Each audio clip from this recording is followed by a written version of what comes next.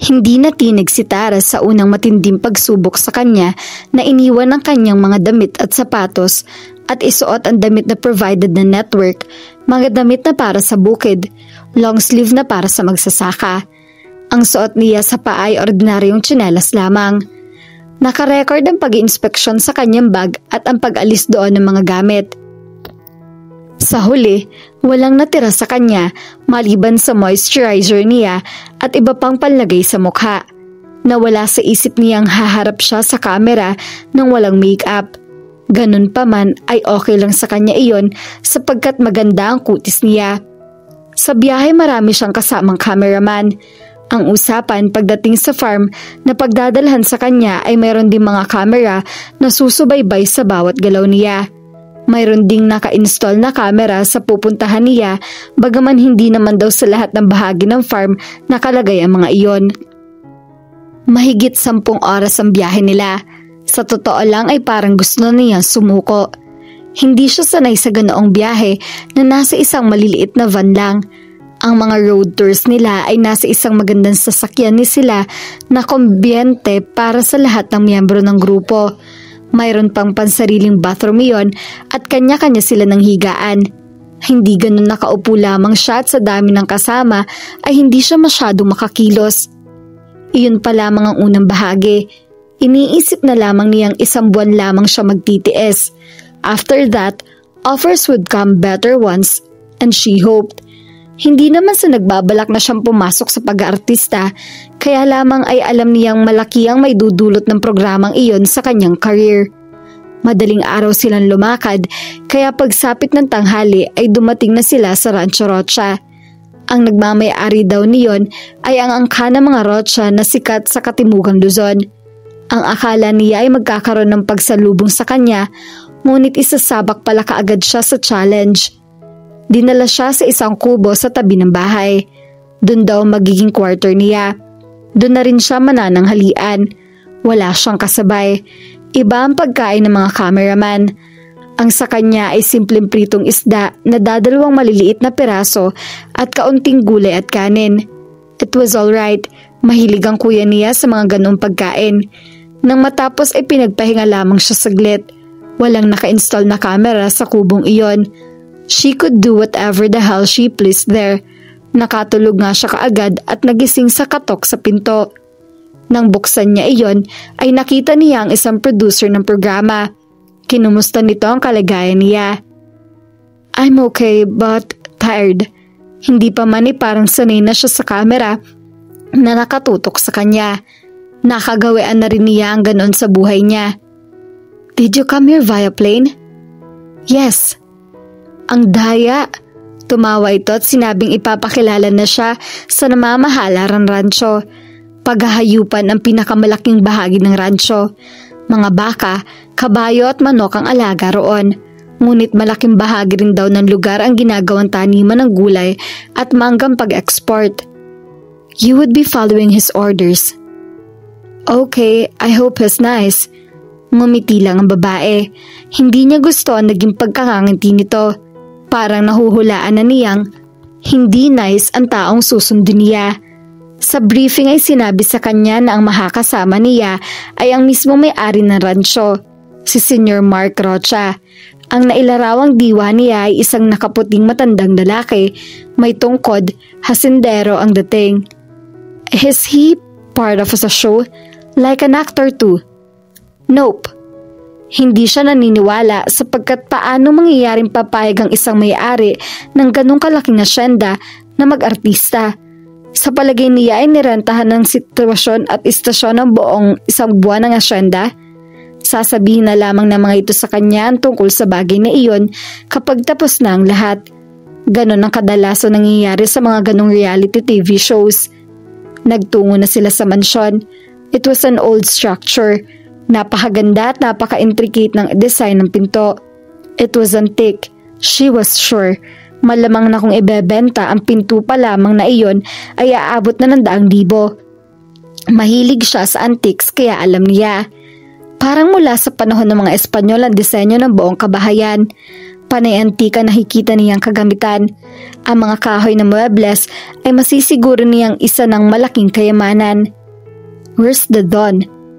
Tanong niya sa sarili. Pinaghintay siya ng producer sa sala. Tatawagin lamang daw nito si Senyor Rocha. Lihim siyang natutuwa. Halatang scripted ang pangalan ng mga extra sa reality show na iyon.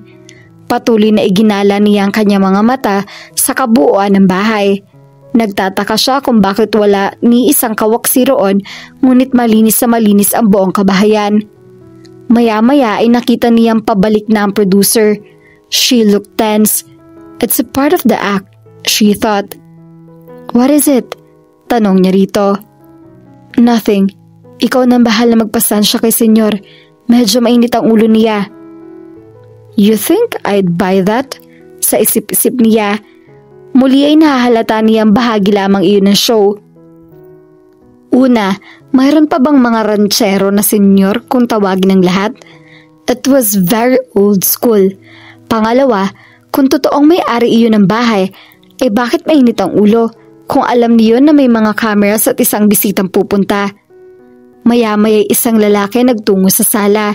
Nang tawagin itong senyor ng producer ay nasiguro niyang peke ang lahat sapagkat napakagandang lalaki nito. Stereotype na ranchero sa mga libro at palabas ang itsura nito. Mahaba ang buhok, matikas ang pangangatawan, matangkad, tanned, barakong-barako. Kahit ang pangalan nito ay parang stereotype na ranchero. Mark Rocha? Walang duda, isang artista ito.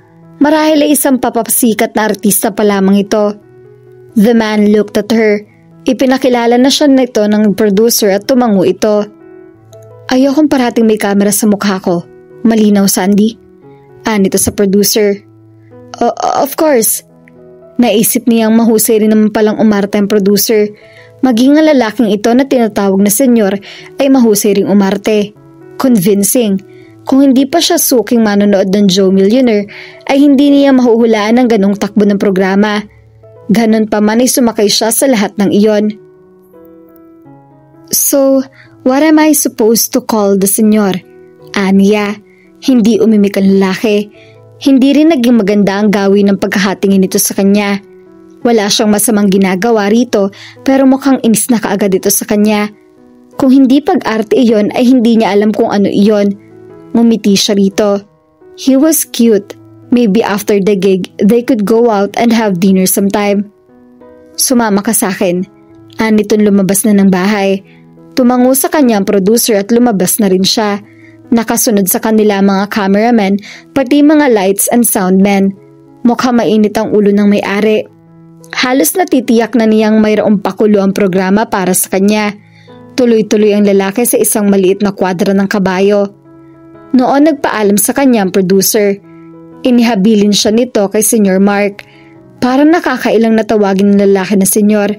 Parang mas masarap tawagin itong love. She silently laughed with the thought. Kung ano-ano na kaagad ang naiisip niya. Naitanong niya sa sarili kung saan unang lumabas sa telebisyon o pelikula ang Mark na ito. Ano kaya ang tunay na pangalan nito? Hindi niya alam dahil hindi siya updated sa local showbiz. Dahil parati silang sa Amerika nagpa-perform at nitong huli nga siya ay sa Asia. Binalingan ng lalaki ang cameraman. Siguro ay nasabi na sa inyo ng dalawa lang ang pinayagan ko sumama sa amin. Istorbo masyado ang maraming kamera sa trabaho rito. Tumango ang lalaki. 2 malaking kamera at iyong audio guy na lamang ang sumama sa kanila. Ang iba ay umalis na. Nagsisimula na siyang maaliw sa palabas na iyon. Mukhang talagang sineset up siya ng husto. Nag-e-enjoy siya. Iyan ang kabayong gagamitin mo. Itinuro nito sa kanya ang isang kabayong mas maliit kaysa sa itim na tila balak sakyan nito. Kulay ginto ang kabayong sasakyan niya. I don't know how to ride. Anya. That's not my problem anymore. Suplado ko no. She wondered how much he was getting from that show. Malamang na malaki rin. Pero hindi yun ang kailangan niyang isipin sa ngayon. Ang kailangan niyang pagtuunan ng pansin ay ang unang challenge niya, ang pagsakay sa kabayo. Baka bumagsak ako. Well, isn't that the challenge? Tila sarkastikong sabi nito. Nagsisimula na siyang mairita rito. Balewala ang kagupuhan nito kung gano'n naman ang attitude nito. Kung ang plano ng istasyon ay ang inisin siya, pues malapit na magtagumpay ang mga ito. I can't ride. At kung mabasag ang bungo ko, paano? That's not my problem. Sumakay na ito sa itim na kabayo. The horse looked as grand as he was. Bagay na bagay rito ang hayop na iyon. Both looked powerful and larger than life. Mukha ring kilalang kilala na ng kabayong amo niyon. Nauna nang lumabas ng kwadra ang dalawa. Hindi niya malaman kung anong gagawin niya. Napilitan siyang sumakay na rin sa kabayo. Ang kaso, unang pagsubok pa lamang niya ay mukhang lalagapak na siya. Sa tuwing ipapasok niya ang paa niya sa lusutan ng paa na konektado sa saddle ay umaabante ang kabayo. Dahilan upang muntik na siyang malaglag. Sinasabi na nga ba niya ayaw niya ng ganoong buhay. Takot siya sa mga ganoong bagay. Idadagdag pang ayaw na ayaw niya ng mga hayop. Ang mga ayaw niya ay aso at palaka. May trauma siya sa mga iyon. Nahabol na siya ng aso ng bata siya at ang palaka naman ay isang hayop na labis na pinandidirihan niya.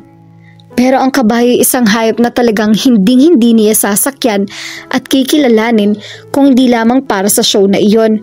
Sa palagay niya ay walang maidudulot na bonus sa buhay ng tao ang kaalaman sa pagsakay sa isang kabayo. For God's sake, it was the 21st century. Marami ng sasakyan sa mundo. Mas marami pang ang 4x4 na maaaring gamitin sa ganong klase ng lugar. Ngunit syempre nga naman, kailangan niyang mahirapan. Iyon ang hinihingi ng show. At sa pagtatapos ng challenge ay hindi lamang talent fee ang makukuha niya, kundi maging ang 1,000,000 piso. Ang mga manggagawa sa rancho na iyon ay makakatanggap din ng 1,000,000 piso. For God's sake! Sigaw na niya.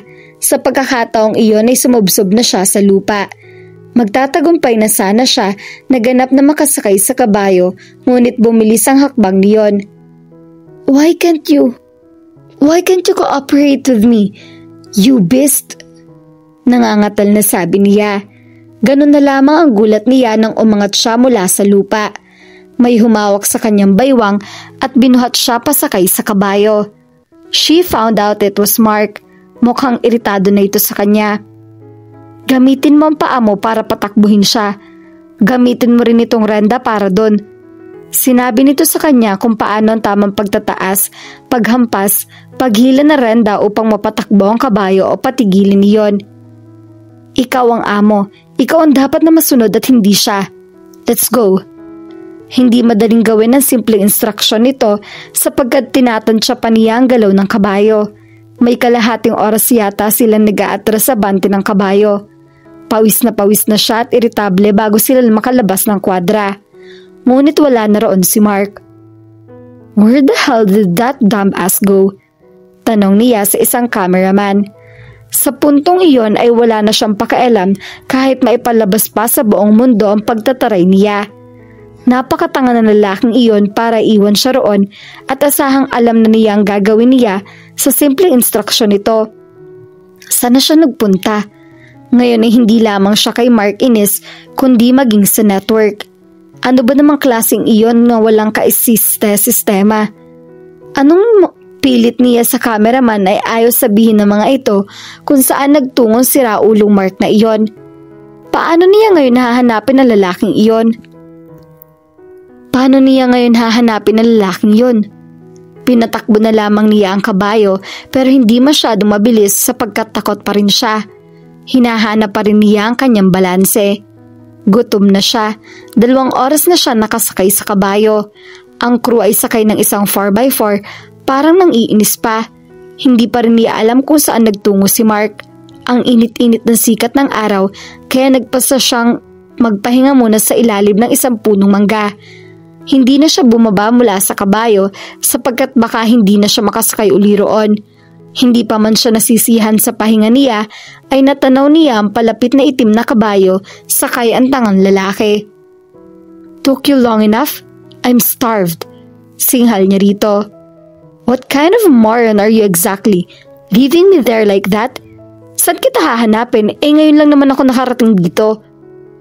Did you call me a moron in my own land? Oh, shut up. I know you're an actor. Stop the act because I'm pretty pissed off right now. An actor? You think I'm an actor? They said they're sending someone bright. You definitely don't seem like it. I own this land. Ipinakausap ka lang sa akin, kaya ayusin mong ginagawa mo. Pakiusap? Yeah, right. You own hectares after hectares of land, yet you agreed to do this? Oh, please. This is so lame. Sumunod ka na lang sa akin. At dito na po nagtatapos ang ating kwento. Sabay-sabay po nating abangan ang susunod na kabanata. Maraming salamat po. God bless and stay safe.